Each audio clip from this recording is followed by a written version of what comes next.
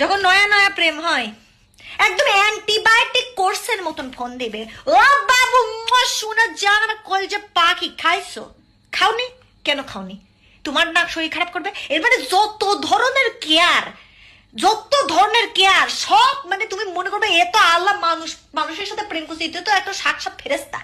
এরা এত খোঁজ নেবে, এত ভালোবাসবে, উল্টা ফেলা দেবে ভালোবাসে।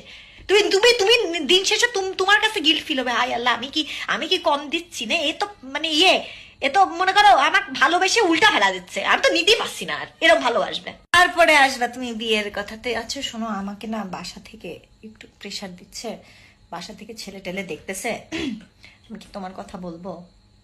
বাসায় জানানো দরকার।